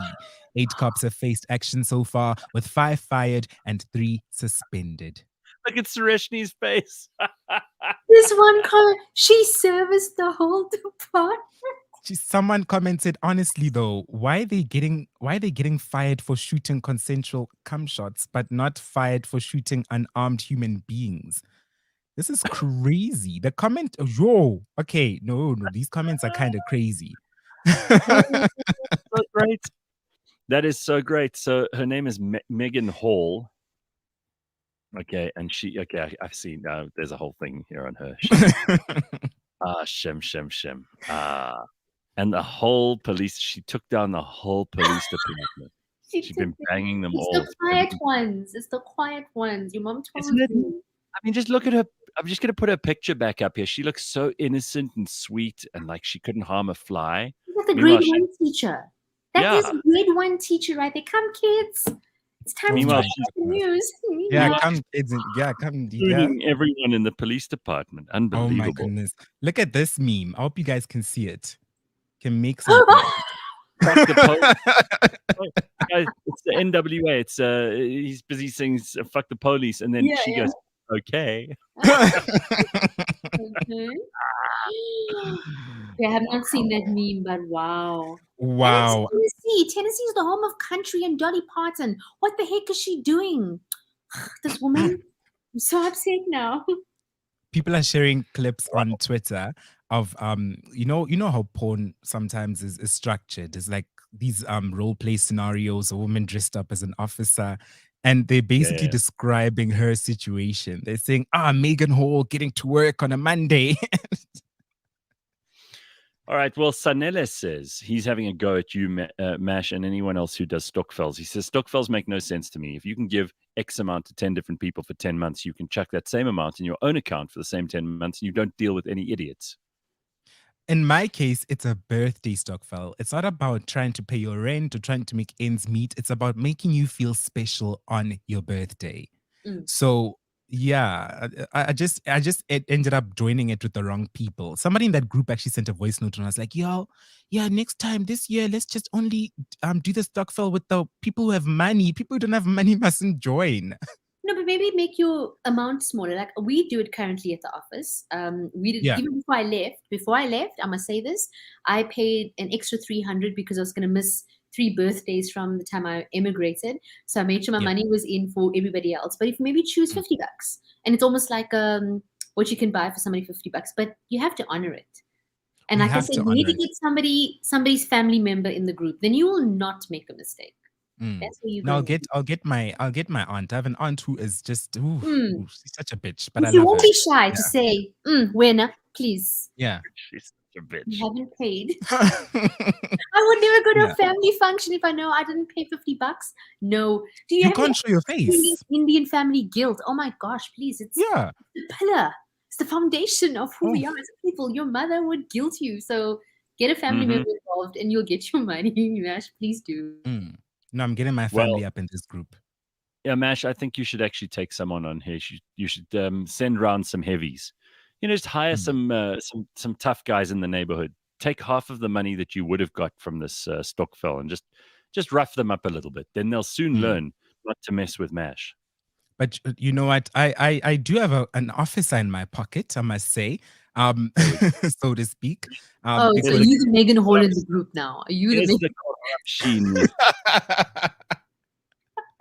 This past weekend, I went to a police station to get some docs satisfied, and I actually went with the wrong docs. I made copies of my ID at home, and then I ended up, I don't know how I ended up doing this, but I left my ID in the printer, and then I went with my driver's license.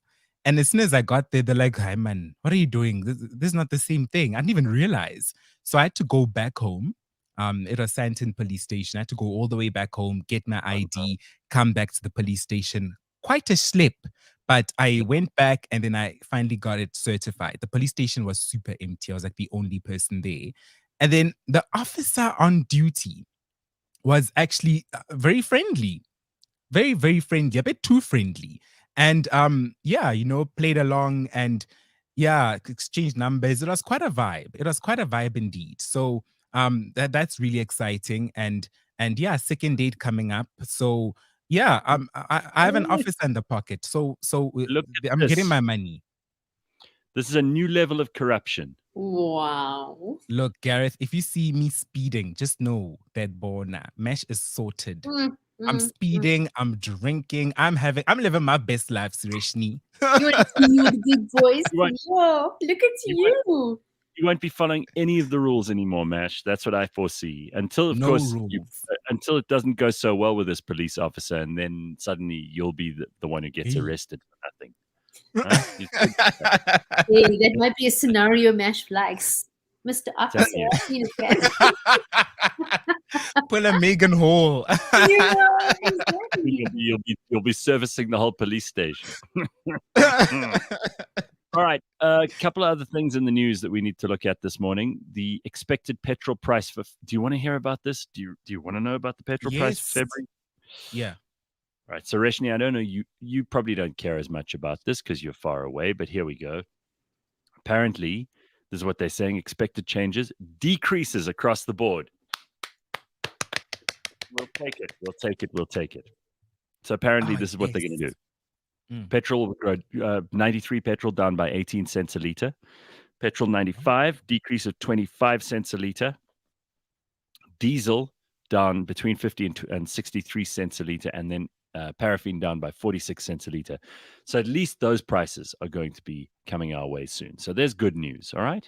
Just Oh, a little bit of good beautiful. news for people who are sick of just Beautiful. the bad news. Uh, Mm. Also, this Joburg tiger is still on the loose and has attacked several animals and a man. Now, Sureshnie, because you're in America, you hear a story like this, you're like, oh my God, Africa, you guys have wild animals and things. So Yeah. I just got to remind you that this is an actual story in the Walkerville part of Johannesburg in the south of Joburg. They Mhm. searched again all day yesterday. They made no sight of the feline except for its victims. A 37-year-old man was hospitalized after being attacked by the animal. The man's dog was killed by the big cat. Gresham Mandy from Walkerville told Broadcaster Newsroom Africa that the search had resumed with quite a few drones and boosted by police helicopters supporting the team searching for the tiger. As of yet, we haven't found her. We still do not have leads on where she could be. So we're going on whatever is coming out. And if you know anything, please tell the police. He said several animals have been attacked by the tiger. From what we know, she killed a dog on Saturday. She killed a fallow deer, not a reindeer. What happened yesterday, Sunday, she killed a pig. She didn't eat the pig. She just killed it and left it. Obviously, she also attacked the 39-year-old man from Walkerville, who's in hospital at the moment. She's attacked 2 dogs. So this tiger is on a rampage at the moment. This tiger Um, is living his best life. Yo, she's mad. She mad. Madman. I saw on uh, Twitter. Yes, Gareth? No, I'm just. Why do people keep these animals as pets? This is what clearly Yeah. was being kept I on mean, someone's plot as a pet. Walkerville, I from mean, what I remember, didn't have like an animal sanctuary that was famous. I know no, the Lion Park, and I know like Laurie Park Zoo. They have a tiger, Yeah. but very bad. I've never like Walker. Is this somebody's private property? Like somebody bought a tiger. Like remember there was Bengal tigers in Boxburg, or a lady had like in Yes. a preschool, and the place burned down. And there was a Mm. hippo in Four Ways. The Four Ways one I think Yeah, came from a natural place, but a Yeah. tiger in A Walkerville, tiger. that sounds sus. Like, no, that's very I sus. saw this on Twitter. horrible. That's MDN News tweets that the public of Johannesburg has been urged to be on high alert as the escaped tiger is still on the loose. It has already attacked a man, 1 pig, and 2 dogs so far. And then somebody quoted this and said, so basically 4 men. Yeah, because of the pigs and the And dogs. that What a bitch! All right, oh, well, you know what? It's all funny until the tiger comes to get you. So let's not yeah, but laugh now too. they're gonna catch this tiger, right? And the chances are they'll put the tiger down. they'll kill it. Probably Yeah. poor And animal. that for me is hard. Like she didn't want to be in the first place. She probably is doing No, this to defend I herself now. Mm. Yeah, I hope they don't. I hope they find the Sounds owner and put the owner down. The person who had the tiger as a pet. They yeah. should just give that owner a lethal injection. Yeah. So here's an interesting list of things. Take-A-Lot and Macro, who are obviously 2 massive retailers, one of them online, the other one much more of the big sort of superstore. They have revealed their best-selling items for December this year. Do you want to know what the Ooh. best-selling items were? Yeah. Mm-hmm. Okay. Load shedding products were on Ah. most people's lists. According to the largest general goods retailers, Macro, and the biggest online store, Take-A-Lot, they said that people were keenly shopping for generators, inverters, and rechargeable lights. Aside from food and liquor, their most popular product during the holiday shopping period was a magneto rechargeable light. Yeah. Mostly they use it for camping, but of course these days we need to use it for handling load shedding. It can be set to automatically switch on when a power cut happens. Another product is the generator, 7.5 kVA generator. Numerous households opted for fuel-based generators to provide backup power to their homes during load shedding. They can typically support a larger number of appliances than similarly priced inverter and battery setups. So here are the other things on the list. So we've already discussed the rechargeable light. There's also a Samsung Smart UHD 4K TV. People love a TV. Ooh. People love Yeah. some TV. A good PlayStation TV. 4, Yeah. Mm-hmm. Xbox, a Hisense 508-liter side-by-side fridge with water dispenser, a Bennett air fryer. Lebang will be thrilled that air fryers are on the list. Another TV, the Skyworth 55-inch smart UHD Android TV, and then generator, Campmaster briquettes, so for a braai, and exercise books for school come in at number 10. Oh, okay. Oh, yeah. Like a bulk buy. Yeah. I'm surprised gas canisters and 2 plates were not up there. The gas 2 plates. Yeah, no, none of that. So those are the most popular things sold in South Africa in December. That's sad. It should be fun things. It should be fun, inflatables and cool things. And here we are buying inverters and iPads. And should be iPads and the new Samsung phone, but we're busy buying magnetos. Yeah, Apple pencils. Oh, this is sad. This is depressing. Sad. And why are people buying TVs? Thing, that was trendy from 2 or 3 years ago. That's cool. Right. Now you're saying that the like if we compare the Amazon list versus us, guys, no, ours is really back. But speaking of Amazon, you guys should actually check out Amazon as well. I've been buying all my electronics on Amazon. They're actually cheaper on Amazon with shipping and taxes. I'm now in the home of Amazon. I'm not paying for shipping no more. That's why we moved, okay? That is why we moved. Let me just put it out there. It wasn't because of Lee's job. It's because of Amazon. The truth is out now, Sureshnie. And Amazon. I'm getting closer and closer. Especially if you have an Amazon Prime subscription. It's cheap. Got that. Done. What else? Ryan says, living in South Africa is like one giant campsite. Barely any power, water shortages regularly. Oh my God, the air fryer. I'm so impressed that that's in there. Like and subscribe. Right? Yeah. You like have one, Gareth? Well, this is such a complicated story. So I used to have one. I bought one because it just came up every goddamn day on the show. And then I realized, I can't cook with regular equipment. Why would I want to use an air fryer? I don't have any skills in the kitchen. What am I doing? And I bought one of the really low end ones because you get these complicated ones that have got like 2 different things and they heat at different temperatures. And, they can do all kinds of fancy stuff. You program them to go on for this much and then switch off and then start again at this temperature or whatever. I bought this cheap ass one and I have no use for it. So I actually gave it away. I always say with appliances, go big or go home. I'm not sure if I'm right or not, but it's a bit risky buying the lowest end of any appliance, the lowest end of any kettle, the lowest end of any mixer. You're playing with fire. You're playing with fire, literally and figuratively. You are so right. You get what you pay for. So if you buy a shitty product and you get home and it's shitty, you have no one to blame but yourself, right? Exactly. What's the Afrikaans saying? Goedkoop is dierkoop, isn't it? Something like that? Goedkoop is dierkoop. Yeah. That makes a lot of sense.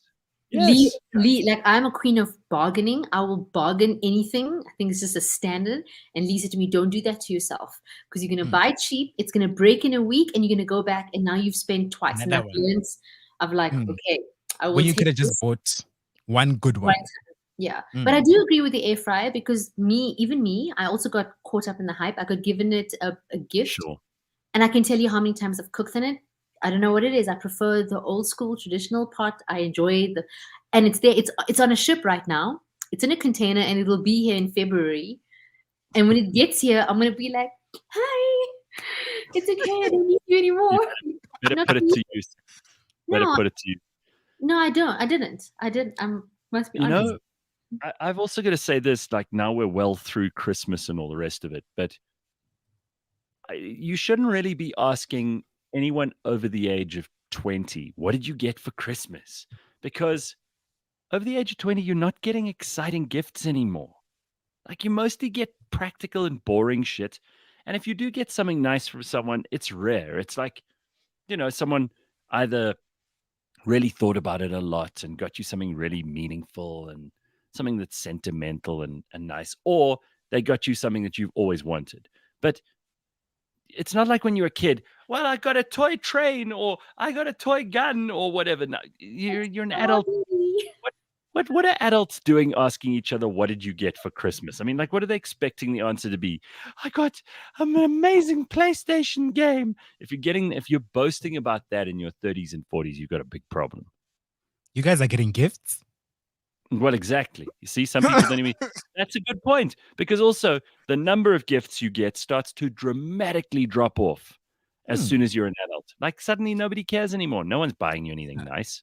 And when you're a parent, it's even worse. It's just gifts for the Oh my God. kids.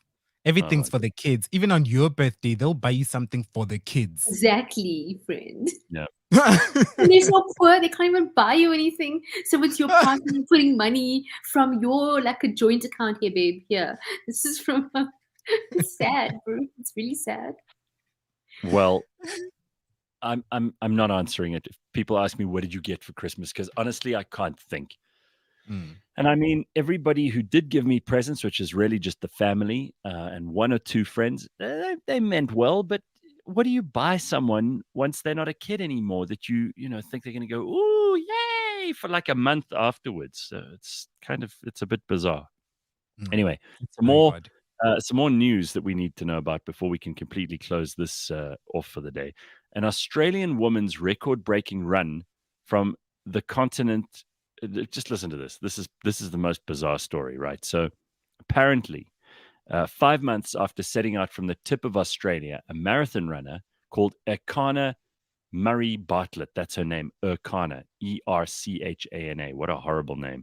Anyway, she's reached the country's southern edge. So in other words, she ran all the way from the one side of Australia to the other side for conservation charity, the Wilderness Society. Now, I've said this before, and it made me very unpopular with some people. The truth is, if you like to run, run. If you like to raise money for charity, raise money for charity. Don't guilt the rest of us. And I didn't help this woman, and I didn't feel guilty about her, but this happens all the time. Don't guilt the rest of us into paying for your hobby by raising money for charity or getting attention for you because you're raising money by running. Just raise the money. How about you just go door to door and say, 5 Rand, please. You want to do all this exercise? Leave your card home, walk door to door and ask each one for 5 Rand. You probably raise more money anyway. Don't you think? I'm sick of people who like to cycle, and they tell us all, no, well, you must sponsor me so I can cycle from, Cape Town to Johannesburg so I can raise money for, I don't know, kids with tuberculosis or something. And then you find out that they actually just love riding bicycles. And now you've paid for their bicycle trip. It's bullshit. That's the whole point of it, though. It is somebody using a passion of theirs to make money. I don't see anything wrong with that, as long as that money is actually going to the charities. And also, as long as they're not blocking our roads or inconveniencing the rest of us in any way. They do all of that. I'm sorry, Mash. They do all of that stuff. Imagine if I really I love Monopoly, okay? So I don't, but let's imagine I did. So I love playing the game of Monopoly. So I invite Sureshnie and Mash to play Monopoly with me, but we don't go and play Monopoly in one of our houses. We play it in the middle of William Nicol. To raise money. Just open up, we put a blanket down, we open up a big board, and we start playing Monopoly in the middle of fucking William Nicol Drive. For cancer. For cancer. What kind of stupid nonsense is that? Rather, go and raise money for cancer in your own other way that doesn't involve everyone else, or don't play it in the middle of the road. How about that? Yeah, you're absolutely right. There's so many ways to raise money without inconveniencing anybody else. Start an OnlyFans. Do something that is not going to get in anybody's way. Start an OnlyFans. You want to raise money for charity? Start an OnlyFans and show everybody your naked body. There we go. Exactly. It's the guilting for me. It's the guilting. We all feel for people who have cancer. We all support them. It's like, do you ever go to the mall and you see the people who harass you to donate towards the World Wildlife Fund or some Yes. You know what? Okay, here's what I'm not going to lie, and I'm going to say this because it is. I have enough NGOs that I support, and I have plenty of charities, and I'm happy to show you. So when I'd see them, and you can see them from a distance, ma'am, ma'am, ma'am, and I'm walking, and I pretend that I'm on the phone. I do.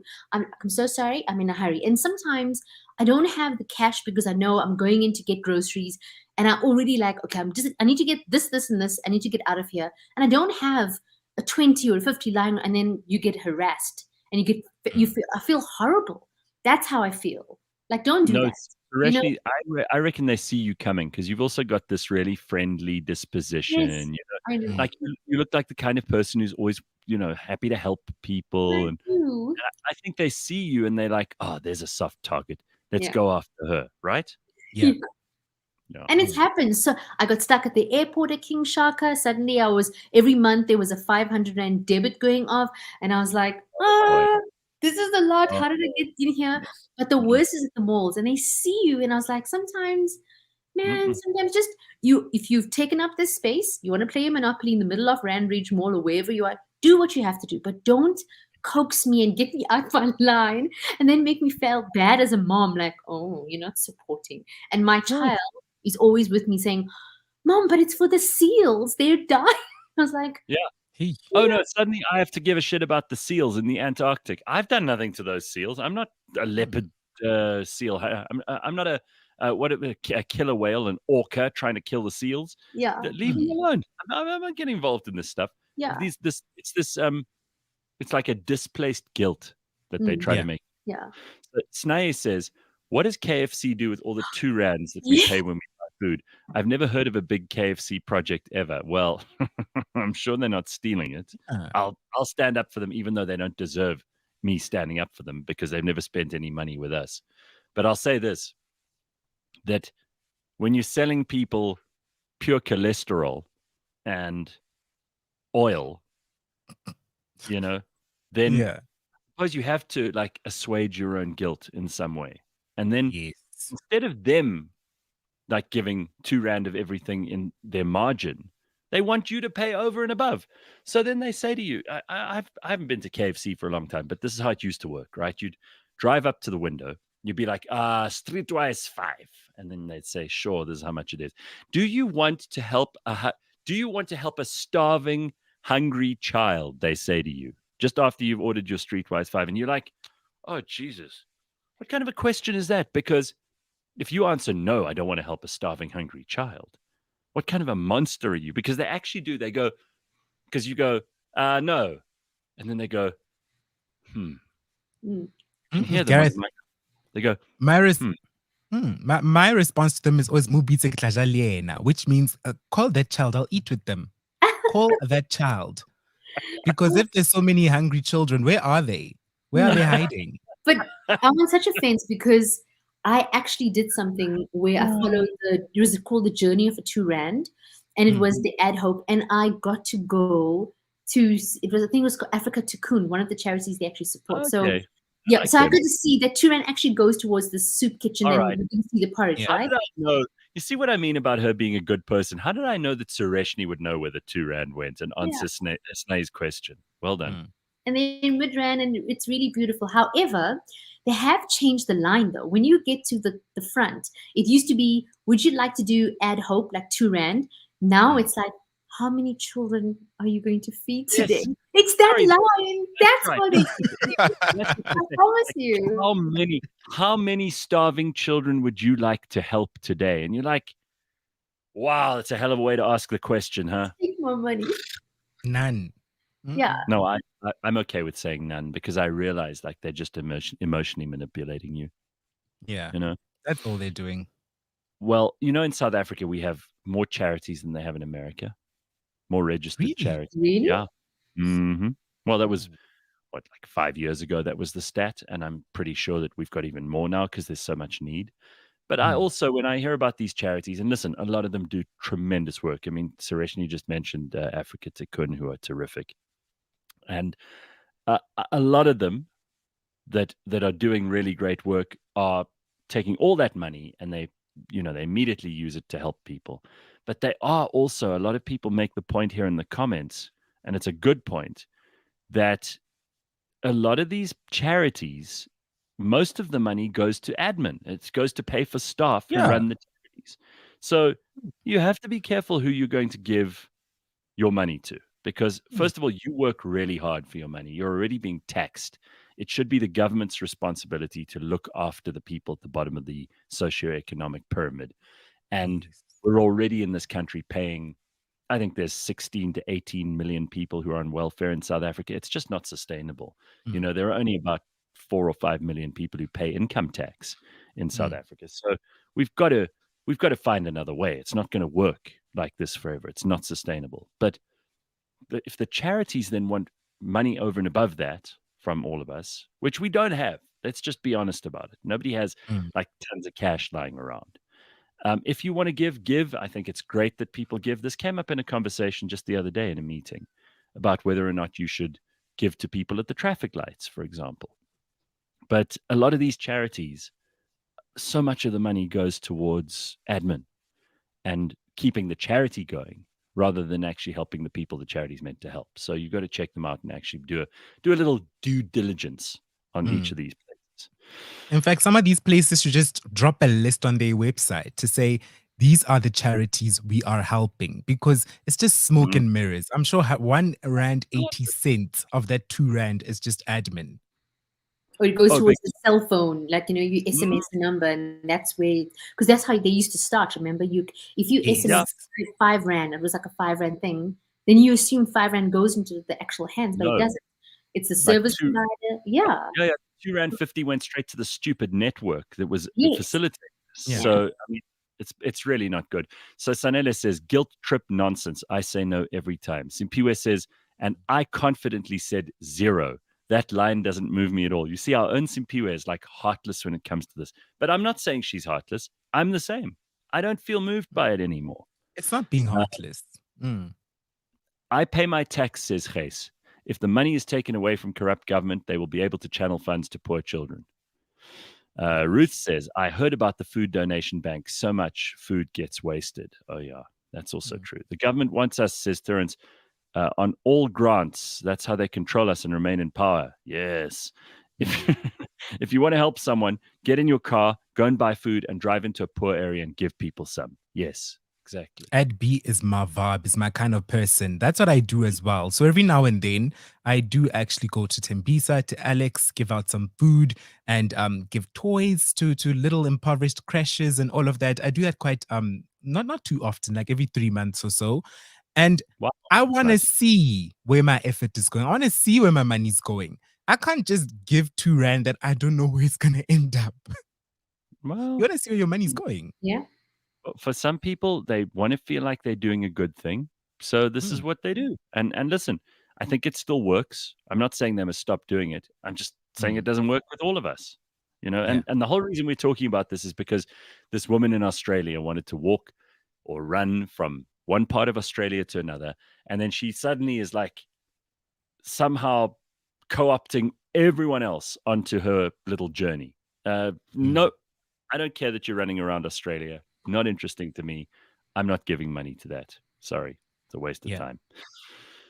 Oh, Adby Mhm. says you will also realize how fortunate you are when you do these things, like Mm. getting in your car and going dropping, food And for there is somebody. joy. There is, I can't begin to Mhm. tell you the joy you feel. And I know it probably sounds so cliche, Yes. but Mhm. you will be moved. You will be, when you see a Mm, child playing with something that, like we've done it since Pavni was a baby, before Christmas or a big birthday, there's pre-loved toys, she'll donate, and then it's like you'll get something back. But to see a child pick up something like, oh man, oh, it's it's beautiful. beautiful. It's, It's All right. beautiful. please do it. I If you want can, do it. you two are mostly nice people. People have their reservations about Mash because he's been to these weird clubs where you walk in and you take off all your clothes. And Sureshnie, you wouldn't believe some of the things Mash has done. But let me ask you both this because I think you're both nice people. So there's a big story in America over the weekend about this guy who runs a gallery. It's like a shop basically in San Francisco, right? And he's got this shop and it's on the street and he's trying to get customers in, but there are all these homeless people who constantly camp out on the street in front of his shop and they shit there and they piss there and they leave their drugs and their hypodermic needles there and they pass out on the sidewalk drunk and high and whatever. And he's Mm, been asking the city of San Francisco to help him sort this problem out for months and they've just ignored him and done nothing. And there's this one homeless woman who is camped out. Basically, she lives in front of his shop, and it makes it very difficult for him to attract customers. So his shop is losing money, and he's on the brink, and he doesn't know what else to do. So he gets the hose pipe, and he starts spraying her to try and get her to move, because he's asked her nicely 100 times, and for months the city council's done nothing. Now, Yeah. what do you guys feel about this? Because I'm afraid I got no sympathy for the homeless person. I think it's always awful to like spray a homeless person in the face and like treat them like especially because San Francisco is not warm at the moment, and you're really Yeah. treating them like a dog turd on the sidewalk. But they are kind of a dog turd because they're just this messy, you know, failure of a human being who just can't realize that they're not just making their own life a misery by, injecting themselves with heroin every morning, but they're now making it impossible for this guy to run his job. Imagine the level of frustration that's forced him to do this. Do you have only sympathy for the homeless person, or do you also have sympathy for the person who's trying to run the business? Look, Gareth, I have sympathy for both of them. I saw the video, by the way. I saw it about 2 weeks back, and it Right. was snowing. It was white outside when this guy was spraying water on this homeless person. And my reaction to this was just that, yeah, he's justified in the reasoning, but what he's Mm. doing, how he's going about it, is completely wrong. And he could have handled it differently. He could have maybe, I don't know, helped them somehow, even, not Yeah. necessarily, but there's so many ways to handle this that don't involve hosing a person in negative 17-degree weather. Yeah, and it's inhumane actually if you think about it. Now that you tell me that it's snowing and he probably got fined. He's now going to get fined possibly, or he's going to lose his reputation, or somebody's just being inhumane. Meanwhile, and I get what he's saying. It's his property, it's his business, he's losing out. But you can't hold somebody in winter, and you can't, you can't do that. They're not dog. You don't even do this to animals. You shouldn't do this to a human being. But he's reached the end. That's it. What else now?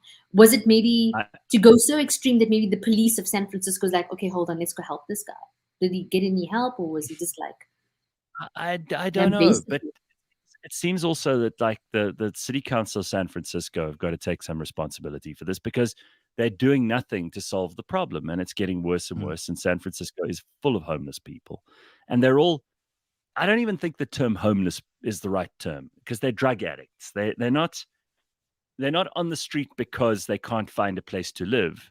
Some of these people have had houses and had a purpose and a job, and they were part of society, and the drugs have turned them into homeless people.